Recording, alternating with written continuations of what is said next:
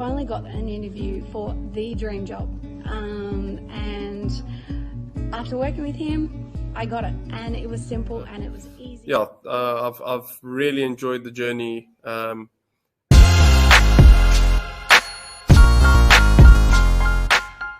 Oh, has it helped? Yes, it absolutely has. It's definitely helped in knowing the market a lot better and knowing how to put myself out there. Like, I would never ever have touched my LinkedIn ever. I didn't see LinkedIn as a valuable resource at all. Yes. So in saying that, it already has proven to be. It's really what I say. I think you guys are great and change people's lives, and it makes a lot of difference.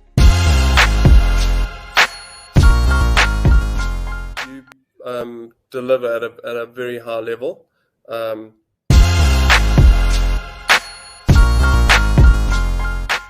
It was really enjoyable. You learn a lot.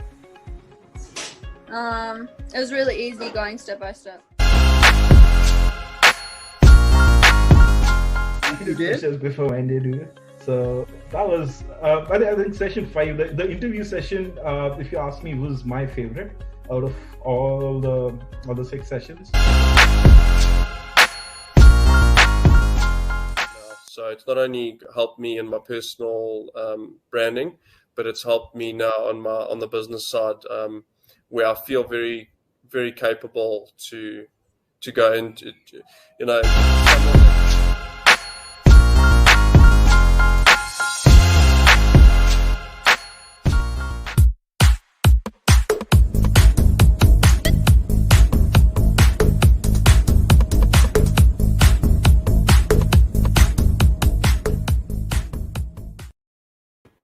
Boom! You guys ready? Let's do it.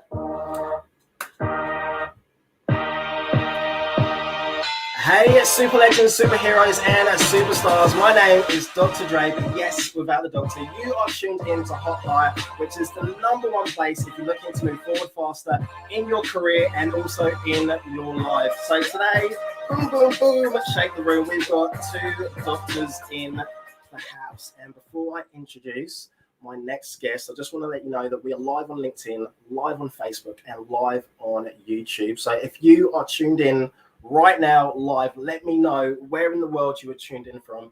And if you're watching the replay, you know what to do. #replay. This will help me to work out all the stats and the analytics in the back end. Actually, before we get into it, I'm going to plug my challenge. So I've got a 5-day lead Blitz challenge, which is going to be happening on Monday.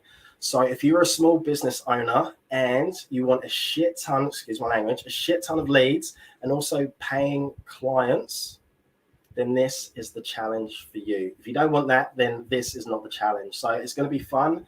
It's going to be fire, and I'm going to give you absolutely everything. And it's tried, it's tested, and the results have been phenomenal. So without any further ado, I've been really excited for today, really excited. So my next guest is, I'm not even going to say anything. I'm going to introduce her. So she's actually a real doctor. So I'm a fake doctor. So I want to say, hey, Melody. So I want to say a massive warm welcome to Dr. Leshmi Rajan, aka Dr. BAKES. Hey, how are you? Hey, how are you? Amazing, and you? Yeah, good. It's my first live. I'm really nervous. No, you'll be fine. You'll be fine. So, I'm so happy. I'm so grateful that you're here to share your career, your life, and also what you do. So we were talking before, and I think what you do is just like amazing, and I can't wait for you to share that. So, do you want to share a little bit about yourself and what you do? And yeah, so professionally, kind of my business, I'm known as Dr. BAKES, but my name is Dr. Leshmi Rajan. I'm based in the UK, and I teach autistic children life skills through baking. And it's because I started doing it with my niece. So my niece was diagnosed with autism when she was about 5 or 6 years old. And I was in medical school at that time. So it was a real big, like, oh my God, like I always knew I wanted to go into children's type medicine, but I would like that diagnosis, like, and any parent with a child with autism or special needs knows, like when that gets there, you're like, oh my God, what do I do? How can I help them? So from a personal perspective, I was in medical school when she got the diagnosis, and I straight away, as a medical student does, went onto the pediatric ward and quizzed all the consultants, was getting in there, and just like from medical school onwards, it then changed. Like I then wanted to become a community pediatrician, which basically is a pediatrician that specialises in all the neurodevelopmental disorders. So not just autism, like ADHD, epilepsy, developmental delay, like behavioural issues, and I end up loving it. And it's not a particularly popular branch of pediatrics because it's not like on a ward, it's not in a hospital, and you're not doing the exciting stuff. You're in a clinic having a cup of tea and writing loads of paperwork. But I like that. I mean, not paperwork, but I like sitting down and having a cup of tea. But I like the ability that you can almost be like a coordinator of the child's care. So like I sit down, but because I'm a GP with a special interest, I can't make the diagnosis. But I've got like 3 years in pediatric hospital medicine, kind of working. I did like 6 months of community pediatrics in St. George's Hospital in London. And I did another 6 months of pediatric neurology in St. Thomas's. So that's the one like opposite Big Ben, like it's a massive hospital. Okay. Yes, I could see Big Ben out the window. It was so exciting. I know. I was like, whenever I needed to look at the time, I was like, right there. But they've got like 12 different pediatric neurologists and 3 pediatric like metabolic consultants, and it was just an amazing, like it blows your mind, the stuff that you see there, like some of the rarest stuff in the world. I mean, I was only a junior, but I was just doing the everyday ward stuff, but I learned so much. I mean, so I moved back to Cardiff now, and that 3 years of experience in pure pediatrics, I've now taken over to GP land because I'm now officially like I'll be a GP in 6 months. So I carry that with me, and when I graduate, I will literally call myself a pediatric GP because I just want to mostly deal with these children. I can treat adults, obviously, but I like 89% of the time I would prefer to do like medical work in that field, but split my time then with Dr. Bakes, like, so literally split my week in half. So like half of the time with the NHS, our government sort of medical system, and half of the time use like Dr. Bakes, and kind of, because the waiting list on the NHS to get a diagnosis of autism is about a year. You're kidding me. No, because like I said, it's not a popular branch of pediatrics. So not many pediatricians choose to specialize in community pediatrics. They just do the pediatric training, which is 8 years. 8 years, jeez, yeah. That's after medical school. Medical school is 5 years. Your 2 junior doctor years are 2 years. And then if you want to choose your specialty, pediatrics is another 8. Till you can call yourself a consultant pediatrician. That is crazy. So that's like, I can't do maths. That's like 15 years. That's like 8 years, 2 years, 5 years. I'm not very mathematically inclined, but that's like 15 years if you just do full time, no career breaks, no nothing, from the day you graduate to the day you become a consultant for pediatrician. Wow. And then that's a general pediatrician, but a community pediatrician is the same amount of time, but it's just a different branch. So not many pediatricians choose to go in that sort of less popular branch. They all become like a general pediatrician or a neonatologist, or like the exciting hospital stuff that you do. They not a lot of people kind of like just working in clinics, having a cup of tea, and just kind of the chill, just sit down, like almost no emergencies. Yeah, like I don't see any emergencies. Like the one thing, I loved pediatric training, but the one thing I just couldn't handle in hospital was like the serious dying side of it. Like, so when I don't want to talk too much about that. That literally makes me do that. I'm like, oh no. And I had to do, obviously I did 3 years. So you do get those bad days. They're not often, but 90% of the time, pediatrics is great. But there is a 10% of the time in the hospital where you just come home and you're like, I can't do it. Whereas you don't have that in community pediatrics because you don't see them in the hospital. So like if they're ill, I'd be like, go to the hospital. If they're acutely unwell, then go that way. But I enjoy being able to sit there from a medical perspective and like ask the parents. So like, have you told your school that you suspect this? Have you got a SENCO, which is how it works here, like a special educational needs coordinator? Have you got the psychological assessment? Have you got all the things already ready in place for the consultant pediatrician to make the full diagnosis. Because if it takes a year to get to wait from your GP to the community pediatrician, if in the middle, I can look at the child and be like, yeah, they probably got ADHD, pretty sure, 100% sure I would have diagnosed it.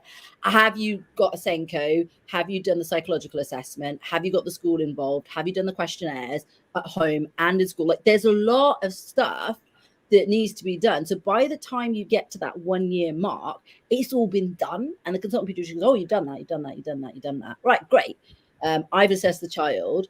I will need to assess the child in 6 months' time again with the same issues to then formally diagnose ADHD or autism, because you can't diagnose it in one sitting.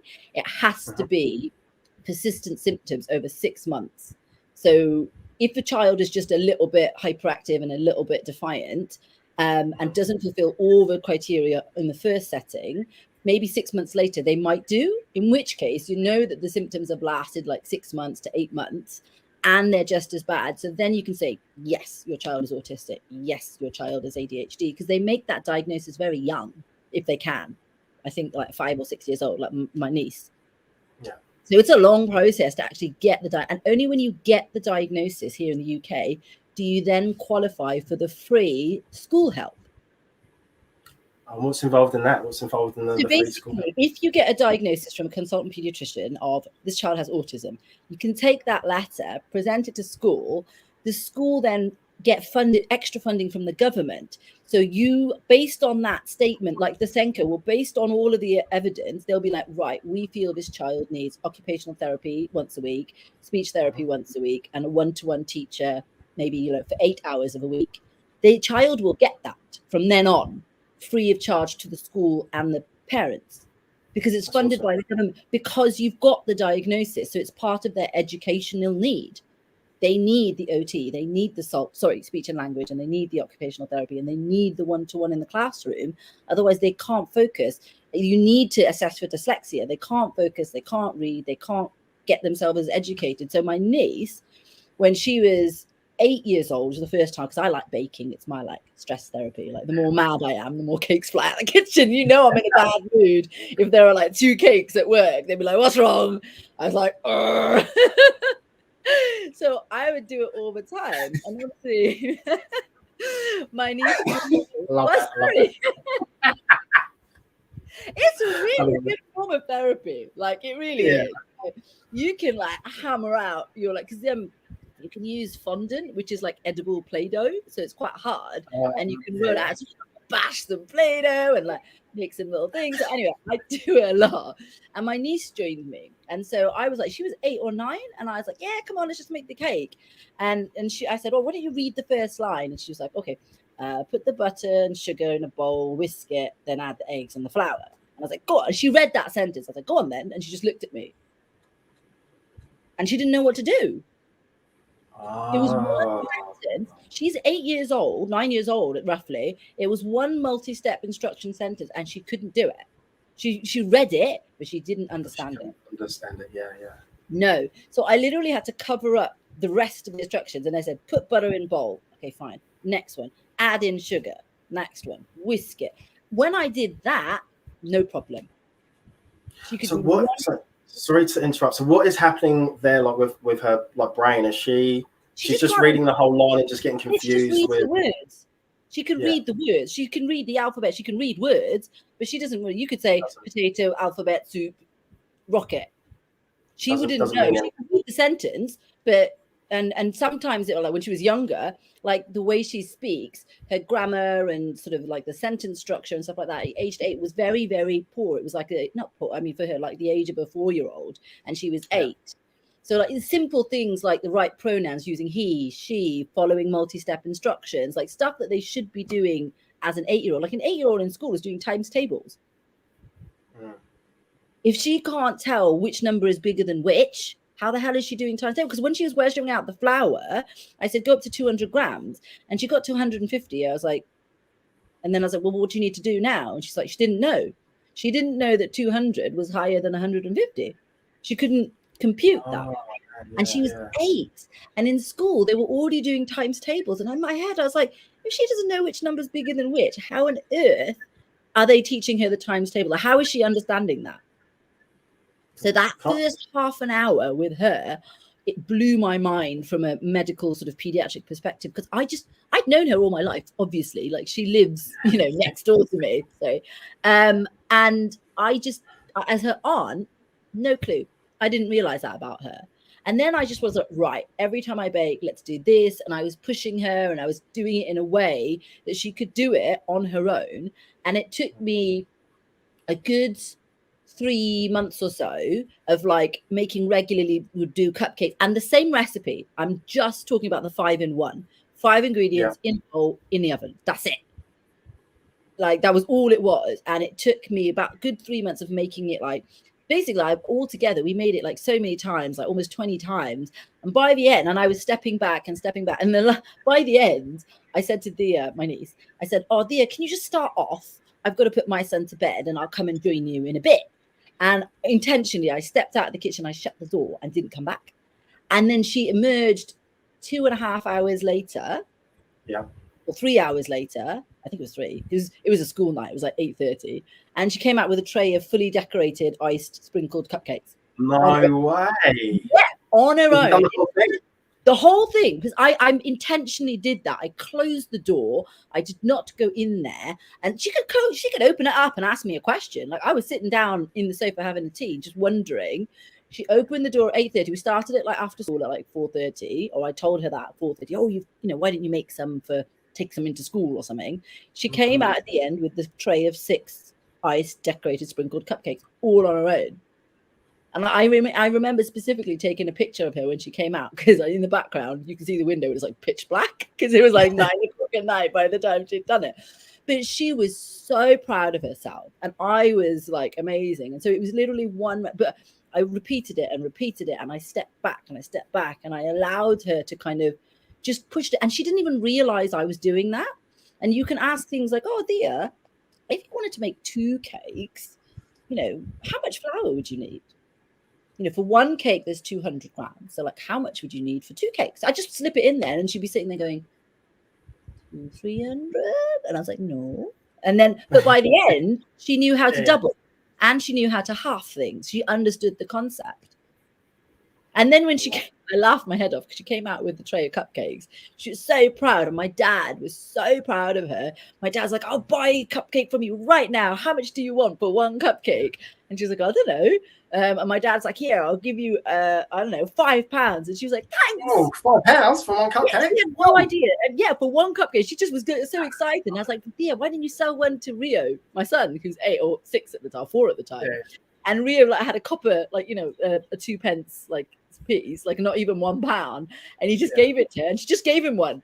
And I was like, Daaaa, do you know the difference between 5p and £5? And she was like, she didn't understand that £5 is really expensive for 1 cupcake. And I was like, oh, this is interesting. We could do money. We could do finance next time. We'll try and, do pricing and stuff like that. Because kids don't need to, autistic children, those with special needs, they don't need to know algebra. Let's be honest. They need to know how to, make a meal, follow a recipe, cook for themselves, spend their money wisely, maybe try and rent their own place, become independent and hold down a job. That's what every parent wants. When my niece was diagnosed with autism, my mum, she's like, oh my God, she's never going to get a job. She's, what do we do? What does she do when we die? And my mum was freaking out. And I was like, calm down. She will be fine. It will take her 20, 25 years to get to the level of where she needs to be. But she can get there because hers was not very severe. She was sort of mild to moderate autism. So she still has the capability of learning. She's 18 now, or turned 18 in September. And she's taking food technology for her exam. Oh, okay. Yeah. So she's taking a 3-course meal for her family once a week as practice for her exam. Oh man, I love that. I went over the other day, right? And no joke, she'd made homemade custard and it was so good. I was like, I want that recipe. I was like, homemade fresh vanilla custard with proper vanilla bean, not extra. Apple pie, apple crumble. I do the apple crumble and she makes the custard because I can make apple crumble in 2 seconds She can actually make apple crumble now. She knows how to, but it takes her quite a long time. But she can make the custard really easily. So we have an agreement that whenever a family party or something like people come over, she makes the custard, I'll make the thing, and we can serve dessert, and she can serve it. It's like, I made this. And she's so proud. And my nephews, like now 13 and 9, and my son who's just turned 8, they're all into baking. My 13-year-old nephew bakes harder stuff than I've ever tried. Okay, like, so is this your influence? Is this your influence? So is this your... Yeah, is that why I take full credit for how good they are. I saw all of them like age 2 or 3, they were like mixing. My son was mixing a bowl of icing. I got a little video when he was like 2 years old. He was standing on like a stool with a little apron on, just like mixing the icing together. And all the kids get involved. And my nephew, he's 13, and I don't know if you know anything about desserts, but he attempted to make millefeuille. Have you ever seen that fancy French dessert? Yeah, it's a French dessert that's got like layers of puff pastry, like in a stack, and then in between each one has got a little bit of cream and berries. Oh, yes, yeah. He attempted to make that, and I was like, I know how to do it, but I've never made it, like, because it's so difficult. And he just went for it. So anyway, right. Can I interrupt for a minute? Can we? Because we were talking before, and you said that there's a lot of people. So you're a doctor. But there's a lot of people that mistake you for being someone that does like a baker, like children's. Yeah. So can you... Yeah. Well, I get called all the time for like, Dr. Bakes is the business name, and that's what a lot of people are like, oh, it's Dr. Bakes, and everyone's like, oh, she sells party cakes, and I was like, no, I don't sell party cakes. I'm a medical doctor. You said it at the beginning that you're a fake doctor, and I was laughing. A lot of people think, oh, she's the doctor of cakes, and I'm like, no, I'm a medical doctor. I can make party cakes, and I make them for my nieces and nephews for their birthdays, and my son, I just made a rocket actually for his birthday like 2 weeks ago. I put it on my Instagram like literally this morning, and I made like a standing up rocket. It's the first time I've done a standing up cake. But my business is baking therapy for autistic children. That is, I teach them life skills. So I, like my niece, I teach them to double, half. Like I use that same recipe. Oh God, where's it gone? I got a book basically. I use the same, the same recipe that, I was saying that 5-in-1 recipe, and I wrote this on, but I did it like this. So like for autistic kids, like every single page has like very bright, very colorful, very, very simple things, like a little page on like, teaching them, like where sugar comes from, because this is the stuff I wanted my niece to learn. So I wrote that little book, and I used that same 5-in-1 recipe, and I watched the child do it and see where they struggle. Because if they struggle right from the beginning, it's like, can they read? If they struggle halfway through, I was like, or they can't find everything. It's like, do they have dyspraxia or dyslexia or, ADHD? Can they not complete the recipe or like I can sit back and watch them do it, and then I can be like, right, they get stuck here, so I think we need to work on X, and I can help you get to the end. I can basically help you get to the end and learn these life skills, and then the parents can do that at home. Like I usually have the parent or a parent, depending on the age of the child. If they're younger, I'll have a parent sitting in the corner watching how I interact with the child, the words that I use, the way that I say it. I slow down. I say just one sentence. And I check, did you get that? And then let them do it and stand back. Like intention, like parents, as parents, we automatically try and help our kids out. We're like, I'll just do it, it's quicker. But with these children, for them to learn, you literally have to sit back down and put your hands under your legs and just don't get up until I ask you a question. And then you just tell them the answer. And if they still don't get it, okay, you can go and help them. So when the parents then watch how I do it, they can then go home and try and practice it as like homework. So by the time they come back next week with me, I encourage parents to like video what their child is doing. So I can, and send me like the videos through whichever way they do it. Yeah. And then they send me, and then I look at it and I'm like, right, fine, this week we'll do this. And then whatever they make, not huge amounts, I don't send them home with like, an entire cake, they get to take home. So they can make like lots of little figures. So one guy was obsessed with Spider-Man, and out of the fondant, he made a little Spider-Man. I was like, take it home, show your friends, show off. And they love that. They don't realize that they're learning. Really they're having fun. They are just making a cookie. I've got 2 questions to ask you before I forget. So I want to go back a bit. So, you mentioned about the support that kids get at school. In your opinion, do you think they get enough support, or do you think there should be more support? Depends on which country you're in. I don't think any other country than the UK does it well. Australia was terrible. Australia was the worst. India was the worst. Oh my God, they're not even acknowledged. They're swept under the carpet.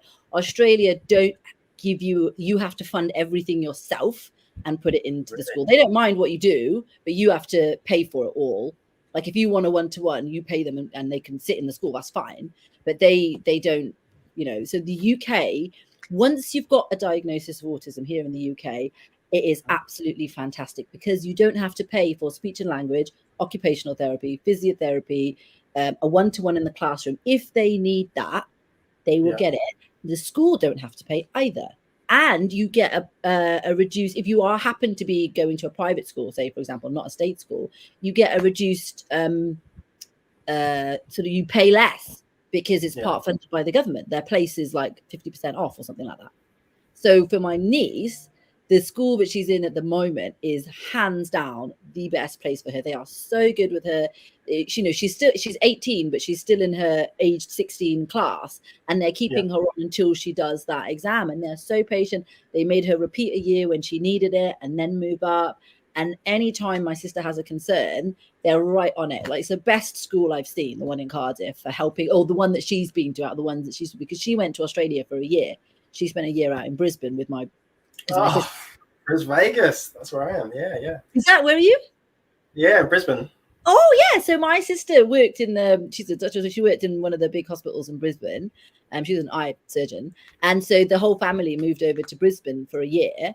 And my niece went to a school, I can't remember which she loved the school, but they provided no help. But because of that, after 6 months, when I went and visited them, Brisbane's nice, her language skills had just gone up. Suddenly she was, because nobody was helping her, suddenly she was able to form full sentences as opposed to just pointing in a couple of words. Suddenly she had, because she didn't get the help in school, so she had to use all her words. She had to do all her stuff herself. So her conversation, like I came 6 months later and I was like to my sister, I was like, this is a different child. Like, she's using the pronouns correctly. She's speaking in whole sentences. I was like, in 6 months, like, it's like she'd had speech and language therapy for 6 months, like intensively, because she just had to do it herself. And at that age, she was, I don't know, again, she was about 7 or 8 as well. So I was amazed that not helping, like giving no support whatsoever, actually helped her a little bit, helped her jump a level. But then she came back to the UK, and then at that jumped level, they gave her the appropriate support, and she's going and she's carrying on. That's brilliant. All right. So how do people get hold of your book? What's the best way? The website. Everything's on my website. You can buy, there's a link to buy the book, or on Amazon. The book's on Amazon, but there's a link to buy the book. But there's also a contact form that if you have questions that you want to ask me, you just send it on there and I can just like send a reply back. So my website, do you have it on there? It's drbakes.com. Yeah. So it's on YouTube, LinkedIn, and Facebook. And then when I upload this in a few days, it'll be on Spotify, Apple, and all the rest. Yeah. So if you go to that website, it says everything about who I am, more about who I am, my medical experience, what it is I do. It's got all more. It's just got more information, so that by the end of reading that website, you should know, right? A parent with a special needs child will be like, yes, I need to ask a question. And then they can just send it, or I want to buy the book, and it's on there. So that's the easiest place to go. Brilliant. All right, very last question. So I think I think I've told you about a million times that I'm obsessed with like dad jokes. You have.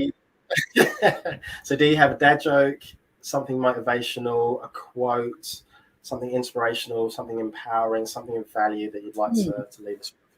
Yeah. So my dad joke is copied from Jurassic Park. So don't like the original Jurassic Park. So it's a dinosaur joke, and it is, what do you call a blind dinosaur? Oh no, no, Yeah. no. Afterwards, what do you call a blind dinosaur? I know, but I'm going to say I don't know. But yeah, Do you know? I think so. You tell us. Is it? Yes. Do you think he saw us? Yes. But what do you call a blind dinosaur's dog? I have no idea. Do you think he saw us? Rex. Oh no.